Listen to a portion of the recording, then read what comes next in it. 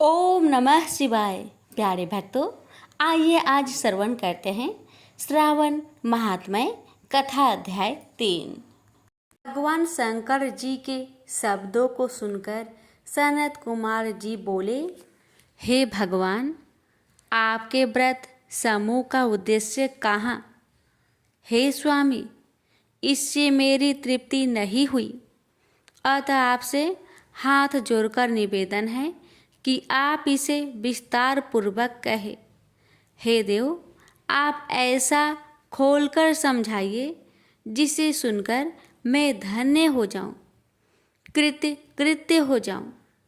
इस पर सूरेश्वर ने सनत कुमार से कहा, हे योगीश, जो विद्वान श्रावण मास नक्त व्रत कर व्यतीत करता है, वह 12 मासों में इस नक्त व्रत का फल भोगता है।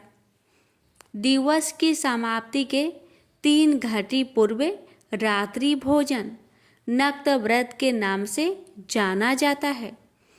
इस नक्त भोजन में सूर्यास्त के पहले 3 घंटे के समय को त्याग कर अवशिष्ट समय लिया है।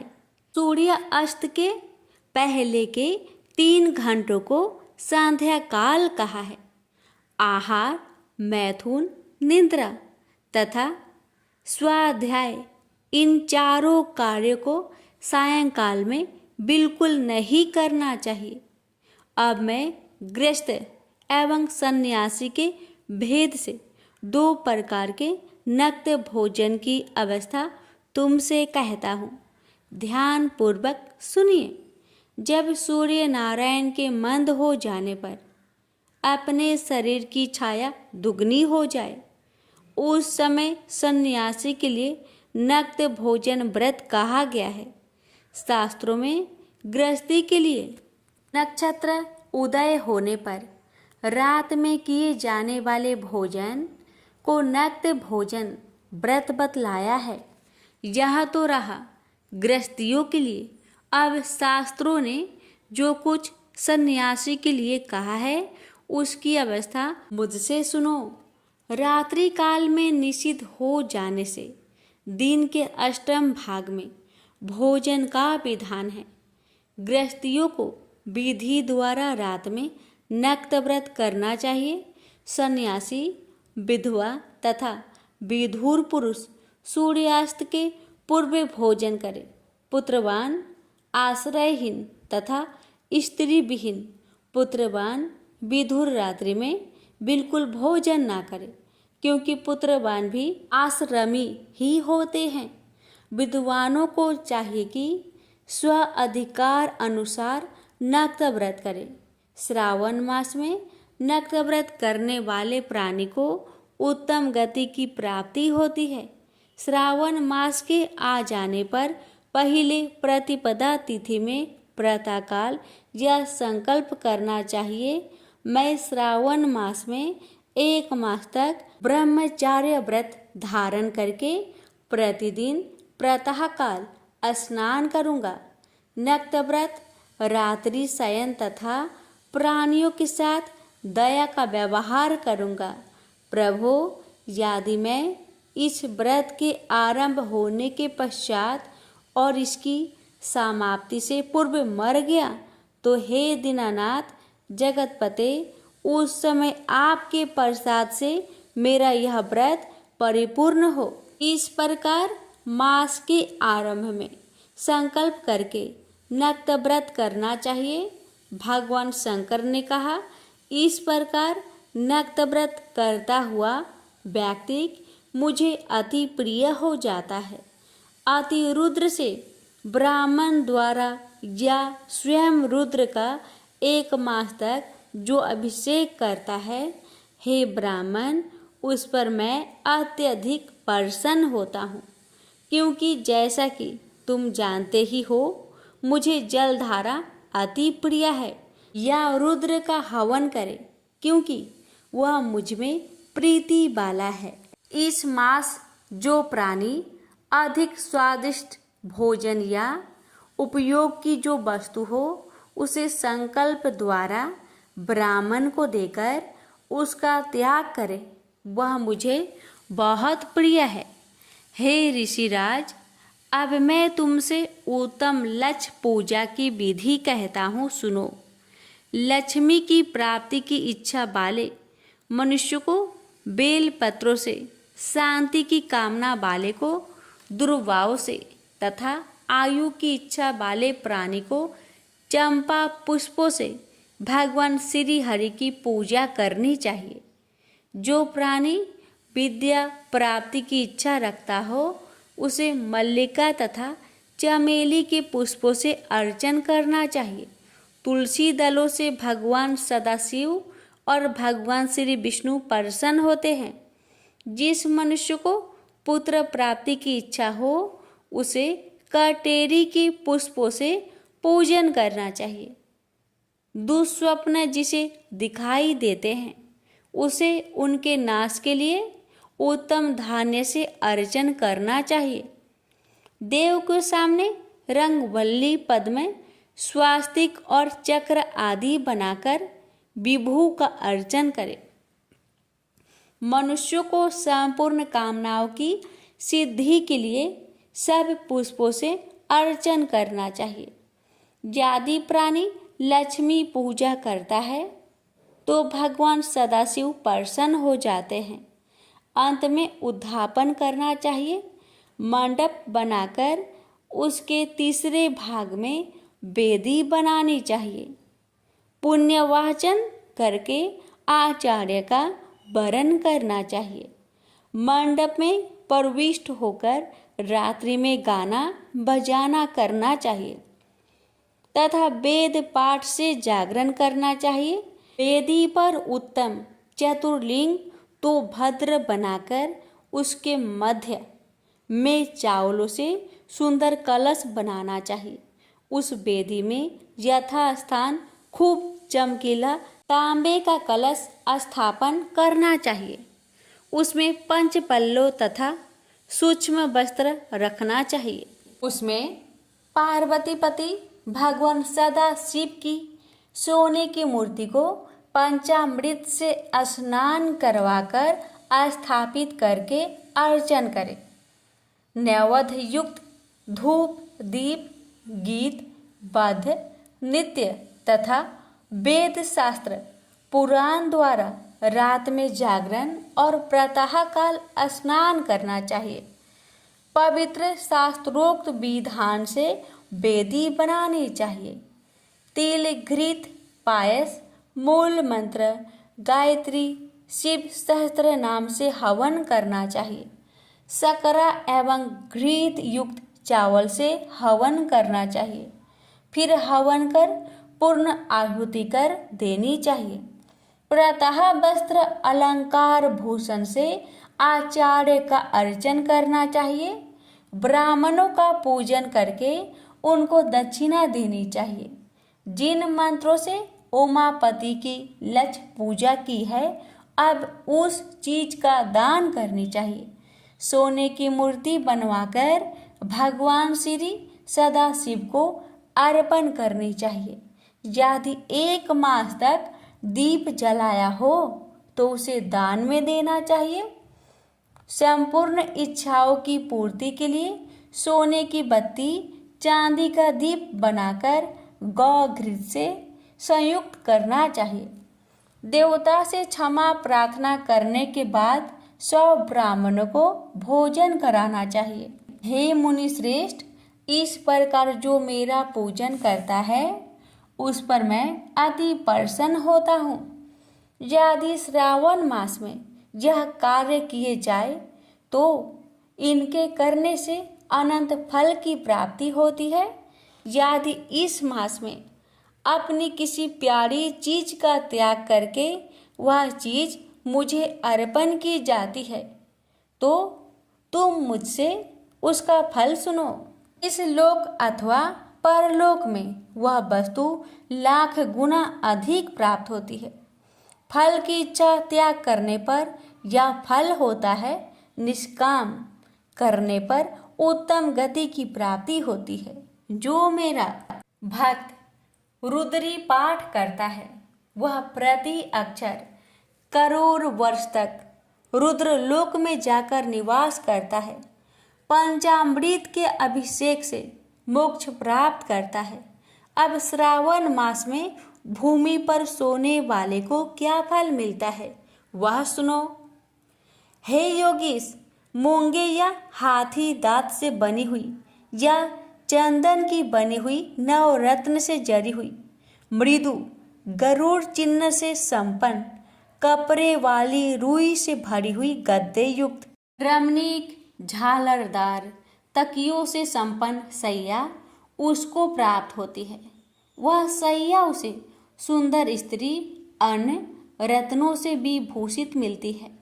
इस श्रावण मास में जो ब्रह्मचार्य से रहता है उसका वीर्य अत्यधिक पुष्ट होता है। यशस्विता, बल, शरीर दृढ़ता और धर्म कार्य में तमाम उपकारी वस्तुएं उसको सहज ही प्राप्त हो जाती है।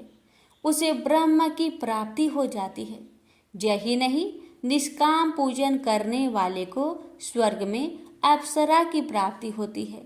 और जो इस मास में मौन व्रत धारण करता है वह श्रेष्ठ वक्ता हो जाता है। मौन व्रत दिन का हो चाहे रात का हो या भोजन के समय का हो, मौन व्रत में यदि प्राणी घंटा तथा पुस्तकें दान करे तो उसको सब शास्त्रों की जानकारी अपने आप प्राप्त हो जाती है। वह मौन व्रत के प्रभाव से बृहस्पति के तुल्य बुद्धि वाला हो जाता है। मौन व्रत वाले का किसी से झगड़ा बिल्कुल नहीं हो पाता। प्रेम से बोलिए हर हर महादेव। रौनक जी बोले, हे महाभाग सूत जी, आप सर्वज्ञ हैं। हे महामते, आपके कृपा प्रसाद से मैं बारंबार कृतार्थ हुआ हूँ। इस इतिहास को सुनकर मेरा मन अत्यंत आनंद में निमग्न हो रहा है।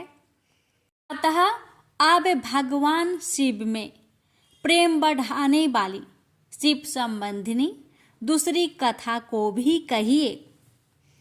अमृत पीने वालों को लोकों में कहीं मुक्ति प्राप्त नहीं होती, किंतु भगवान शंकर के कथा मृतक का पान तो प्रत्यक्ष ही मुक्ति देने वाला है। सदा शिव की जिस कथा के सुनने मात्र से मनुष्य शिव लोक प्राप्त कर लेता है वह कथा धन्य है, धन्य है। और कथा का श्रवण करने वाले भी, आप भी धन्य है, धन्य है। सूत जी बोले, हे शौनक, सुनिए, मैं आपके सामने गोपनीय कथा वस्तु का भी वर्णन करूंगा, क्योंकि आप शिव भक्तों में अग्रगण्य तथा वेद वेताओं में श्रेष्ठ हैं। समुद्र के निकटवर्ती प्रदेश में एक बास्कल नामक ग्राम है, जहाँ वैदिक धर्म से विमुख महापापी द्विज निवास करते हैं। वे सब के सब बड़े दुष्ट हैं। उनका मन दूषित विषय भोगों में ही लगा रहता है। वे न तो देवताओं पर विश्वास करते हैं न भाग्य पर। वे सभी कुटिल वृत्ति वाले हैं। किसानी करते और भांति भांति के घातक अस्त्र शस्त्र रखते हैं। वे पर स्त्री गमन करने वाले और खल है। ज्ञान वैराग्य तथा सद्धर्म को बिल्कुल नहीं जानते हैं।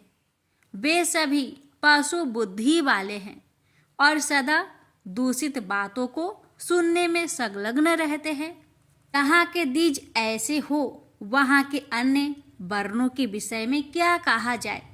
अन्य वर्णों के लोग भी उन्हीं की भांति कुत्सित विचार रखने वाले, स्वधर्म विमुख एवं खल है। वे सदा कुकर्म में लगे रहते और नित्य विषय भोगों में ही डूबे रहते हैं।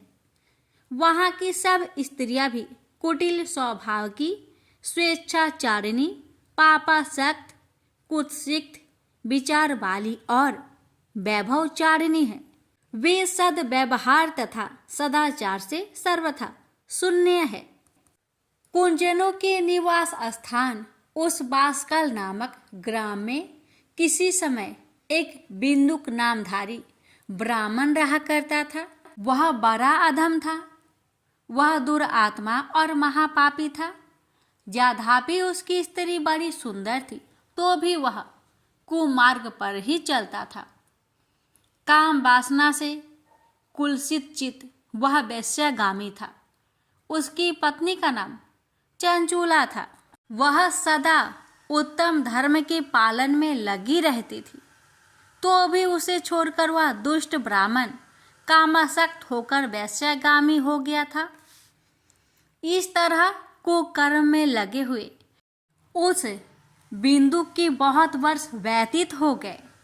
उसकी स्त्री चंचुला काम से पीड़ित होने पर भी स्वधर्म नाश के भय से कलेश सहकर भी दीर्घ काल तक धर्म से भ्रष्ट नहीं हुई, परंतु दुराचारी पति के आचरण से प्रभावित होने के कारण काम पीड़ित हो आगे चलकर वह स्त्री भी दुराचारणी हो गई।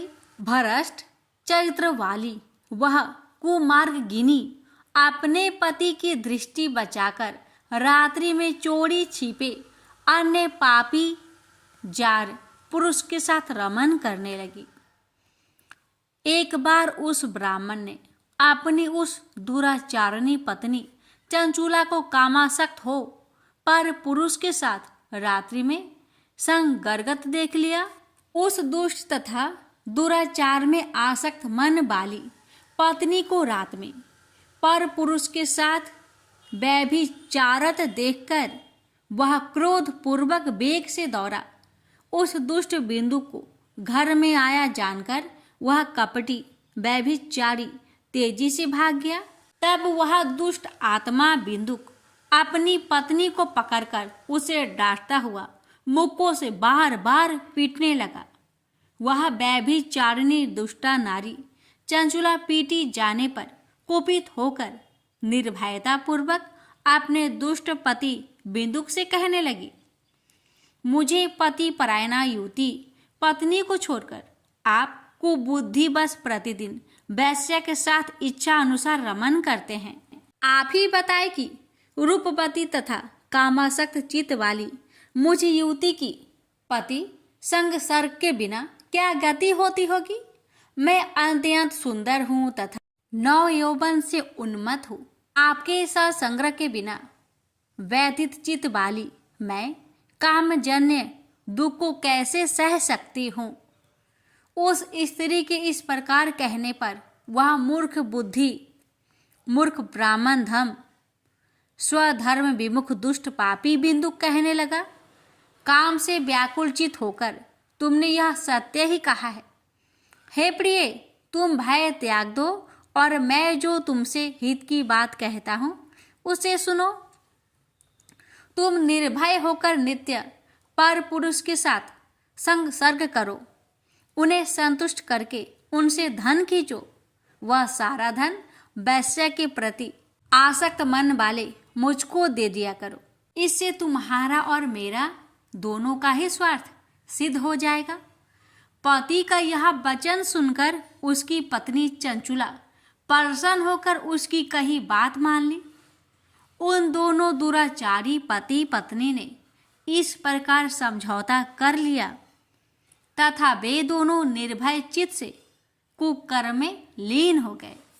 इस तरह दुराचार में डूबे हुए उन मूढ़ चित्त वाले पति पत्नी का बहुत सा समय व्यर्थ बीत गया।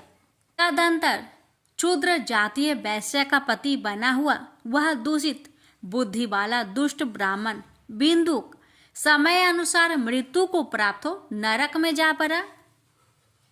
बहुत दिनों तक नरक के दुख को भोगकर वह मूर्ख बुद्धि पापी विंध्या पर्वत पर भयंकर पिचास हुआ। इधर उस दुराचारी पति बिंदु के पति मर जाने पर वह मूढ़ हृदय चंचला बहुत समय तक पुत्र के साथ अपने घर में ही रही। इस प्रकार प्रेम पूर्वक कामासक्त होकर जारों के साथ विहार करती हुई उस चंचुला नामक स्त्री कुछ कुछ यौवन समय के साथ ढलने लगा। एक दिन देव योग से किसी पुण्य वर्ग के आने पर वह स्त्री भाई बंधुओं के साथ गोकर्ण क्षेत्र में गई। तीर्थ यात्रियों के संग से उसने भी उस समय जाकर किसी तीर्थ के जल में स्नान किया। फिर वह साधारणतया मेला देखने की दृष्टि से बंधुजनों के साथ यत्र तत्र घूमने लगी। घूमती घामती किसी देव मंदिर में उसने एक देवयज्ञ ब्राह्मण के मुख से भगवान शिव की परम पवित्र एवं मंगलकारिणी उत्तम पौराणिक कथा सुनी। कथावाचक ब्राह्मण कह रहे थे कि जो स्त्रियां पर पुरुषों के साथ व्यभिचार करती है वे मरने के बाद जब यमलोक में जाती है तब यमराज के दूत उनकी योनि में तपे हुए लोहे का परीख डालते हैं। पौराणिक ब्राह्मण के मुख से यह वैराग्य बढ़ाने वाली कथा सुनकर चंचुला भय से व्याकुल हो वहां कांपने लगी। जब कथा समाप्त हुआ और लोग वहां से बाहर चले गए तब वह भयभीत नारी एकांत में शिव पुराण की कथा बाँचने वाले उन ब्राह्मण से कहने लगी, हे ब्राह्मण, मैं अपने धर्म को नहीं जानती थी, इसलिए मेरे द्वारा बड़ा दुराचार हुआ है। स्वामीन, इसे सुनकर मेरे ऊपर अनुपम कृपा करके आप मेरा उद्धार कीजिए। हे प्रभु, मैंने मूर्ख बुद्धि के कारण घोर पाप किया है। मैंने कामंद होकर अपनी संपूर्ण युवावस्था व्यभिचार में बिताई है। आज वैराग्य रस से ओतप्रोत आपके इस प्रवचन को सुनकर मुझे बड़ा भय लग रहा है। मैं कांप उठी हूँ और मुझे इस संसार से वैराग्य हो गया है। मुझ मूर्ख चीत वाली पापनी को धिक्कार है। मैं सर्वथा निंदकों के योग हूँ। मैं कुत्सित विषयों में फंसी हुई हूँ और अपने धर्म से विमुख हो गई हूँ। थोड़े से सुख के लिए अपने हित का नाश करने वाले तथा भयंकर कष्ट देने वाले घोर पाप मैंने अनजाने में ही कर डाले हैं।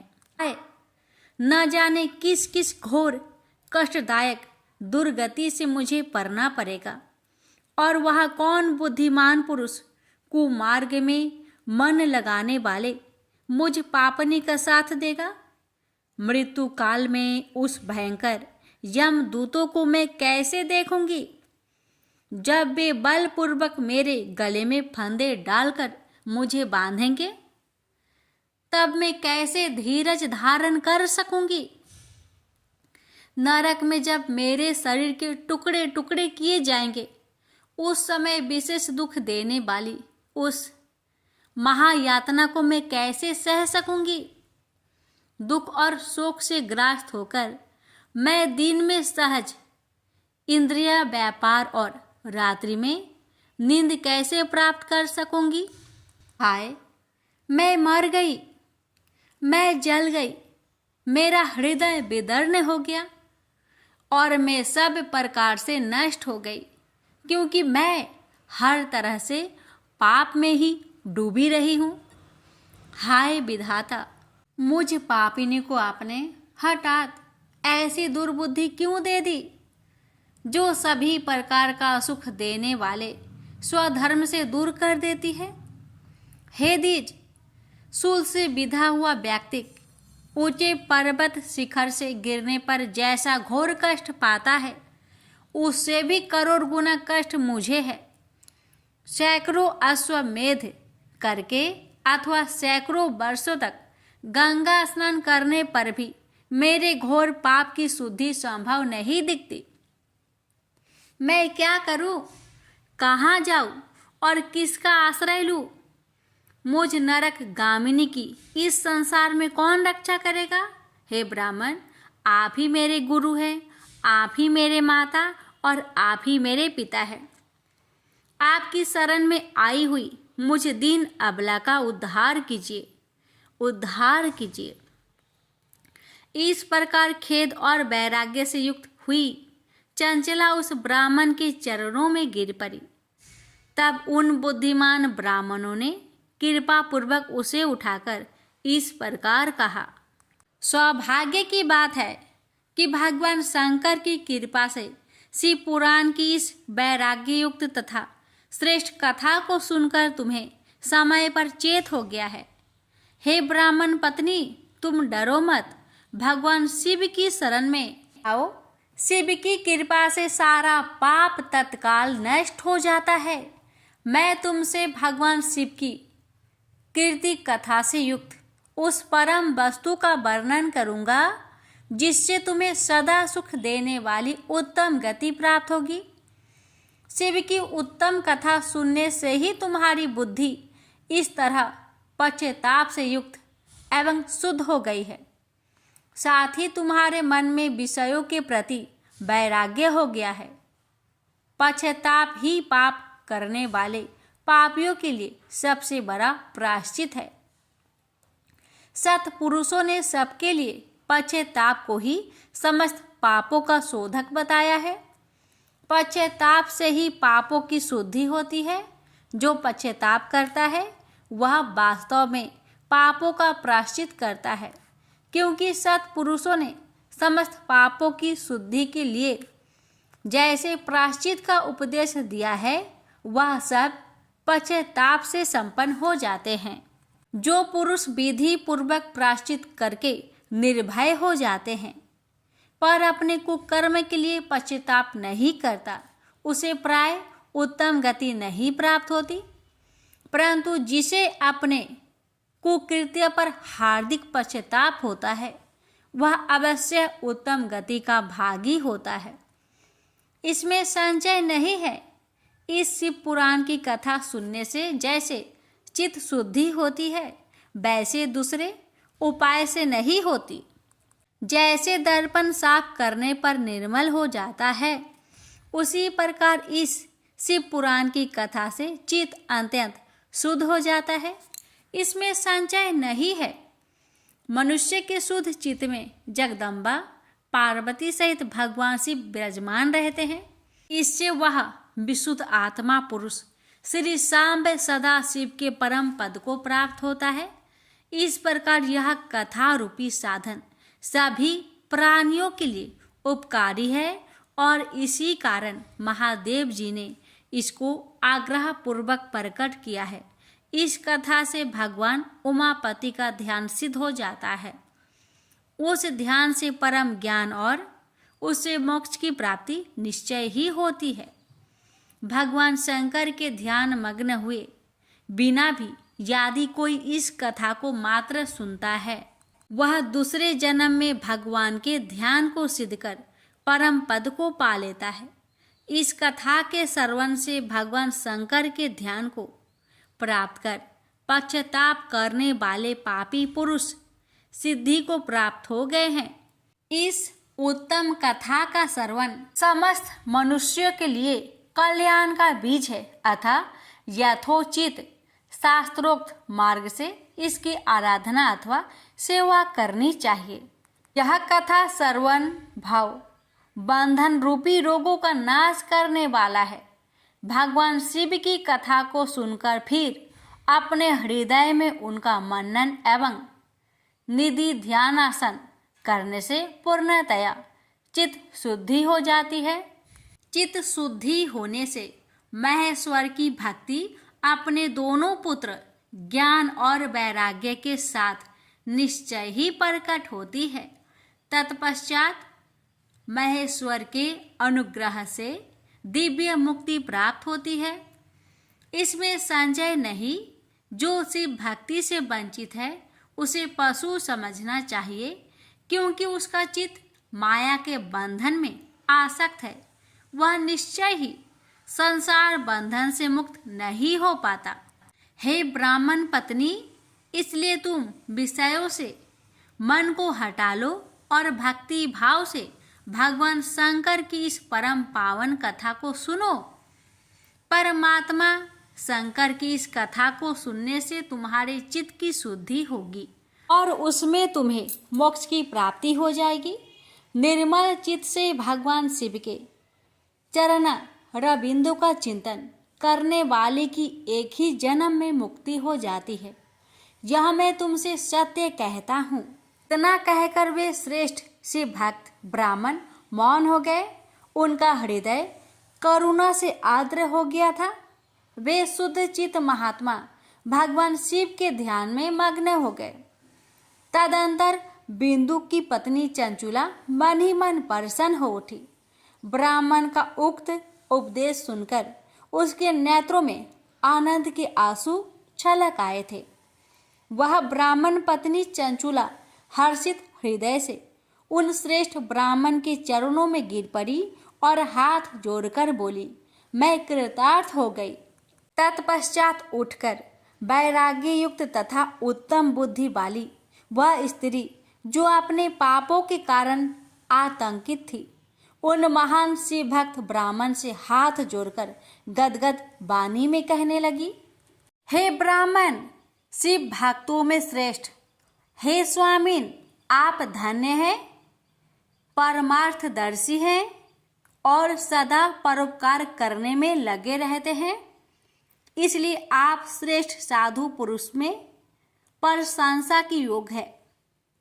हे साधो, मैं नरक के समुद्र में गिर रही हूँ, आप मेरा उद्धार कीजिए, उद्धार कीजिए।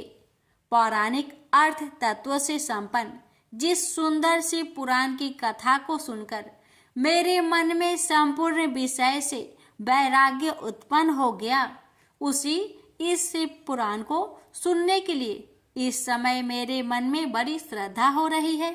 ऐसा कहकर हाथ जोड़कर उनका अनुग्रह पाकर चंचुला उस शिव पुराण की कथा के सुनने की इच्छा मन में लिए उन ब्राह्मण देवता की सेवा में तत्पर हो वहां रहने लगी। तदंतर शिव भक्तों में श्रेष्ठ और शुद्ध बुद्धि वाले उन ब्राह्मण देवता ने उसी स्थान पर उस स्त्री को शिव पुराण की उत्तम कथा सुनाई। इस प्रकार उस गोकर्ण नामक महाक्षेत्र में उन्हीं श्रेष्ठ ब्राह्मण से उसने शिव पुराण की वह परम उत्तम कथा सुनी, जो भक्ति, ज्ञान और वैराग्य को बढ़ाने वाली तथा मुक्ति देने वाली है। उस परम उत्तम कथा को सुनकर वह ब्राह्मण पत्नी अत्यंत कृतार्थ हो गई। जब सद्गुरु की कृपा से उसका चित्त शीघ्र ही शुद्ध हो गया, भगवान शिव के अनुग्रह से उसके हृदय में शिव के स्वगुण रूप का चिंतन होने लगा। इस प्रकार सद्गुरु का आश्रय लेकर उसने भगवान शिव में लगी रहने वाली उत्तम बुद्धि पाकर शिव के सच्चिदानंदमय स्वरूप का बारंबार चिंतन आरंभ किया। वह प्रतिदिन तीर्थ के जल में स्नान करके जटा और वल्कल धारण करने लगी तथा समूची देह में भस्म लगाकर रुद्राक्ष के आभूषण धारण करने लगी। वह भगवान शिव के नाम जप में लगी रहती थी। संयमती वाणी और अल्पाहार करते हुए गुरु के बताए मार्ग से वह शिव जी को प्रसन्न करने लगी। इस प्रकार शंभु का उत्तम ध्यान करते हुए उस चंचुला का बहुत सा समय बीत गया। तत्पश्चात समय के पूर्ण होने पर भक्ति, ज्ञान और वैराग्य से युक्त हुई चंचुला ने अपने शरीर को बिना किसी कष्ट के त्याग दिया। इतने में ही त्रिपुर शत्रु भगवान शिव का भेजा हुआ एक दिव्य विमान दूत गति से वहां आ पहुंचा, जो उनके अपने गणों से संयुक्त और भांति भांति की शोभा साधनों से संपन्न था। चंचुला उस विमान पर आरूढ़ हुई और भगवान शिव के श्रेष्ठ पार्षदों ने उसे तत्काल शिवपुरी में पहुंचा दिया। उसके सारा मल धुल गए थे। वह दिव्य रूप धारिणी दिव्यांगना हो गई थी। उसके दिव्य अवयव उसकी शोभा बढ़ाते थे। मस्तक पर अर्धचंद्र का मुकुट धारण किए वह गौरांगी देवी शोभाशाली दिव्य आभूषणों से विभूषित थी। वहां पहुंचकर उसने त्रिनेत्रधारी महादेव जी को देखा। ब्रह्मा विष्णु आदि देवता उन सनातन शिव की सेवा कर रहे थे। गणेश, भृंगी, नंदीश, वीर भद्रेश्वर आदि गण उत्तम भक्ति के साथ उनकी उपासना कर रहे थे। उनकी अंग कांति करोड़ों सूर्य के समान प्रकाशित हो रही थी। कंठ में नील चिन्ह शोभा पाता था। उनके 5 मुख थे और प्रत्येक मुख में 3-3 नेत्र थे। मस्तक पर अर्ध चंद्राकर मुकुट शोभा देता था। उन्होंने अपने बाम अंग में गौरी देवी को बैठा रखा था, जो विद्युत पुंज के समान प्रकाशित थी। गौरीपति महादेव जी की कांति कपूर के समान गौर थी। उन्होंने सभी अलंकार धारण कर रखे थे। उनका सारा शरीर श्वेत भस्म से भासित था। शरीर पर श्वेत वस्त्र शोभा पा रहे थे। वे अत्यंत उज्ज्वल वर्ण के थे। इस प्रकार परम उज्ज्वल भगवान शंकर का दर्शन करके वह ब्राह्मण पत्नी चंचुला बहुत प्रसन्न हुई। अत्यंत प्रीति युक्त होकर उसने बड़ी उतावली के साथ भगवान को बारंबार प्रणाम किया। फिर हाथ जोड़कर वह बड़े प्रेम, आनंद और संतोष युक्त हो विनीत भाव से खड़ी हो गई। उसके नेत्र से आनंद अश्रुओं की अविरल धारा बहने लगी तथा संपूर्ण शरीर में रोमांच हो गया। उस समय भगवती पार्वती और भगवान शंकर ने उसे बड़ी करुणा के साथ अपने पास बुलाया और सौम्य दृष्टि से उसकी ओर देखा। पार्वती ने तो दिव्य रूप धारिणी बिंदुक प्रिया चंचुला को प्रेम पूर्वक अपने सखी बना लिया। वह उस परमानंदन घन ज्योति स्वरूप सनातन धाम में अविरल निवास पाकर दिव्य सौख्य से संपन्न हो अक्षय सुख का अनुभव करने लगी।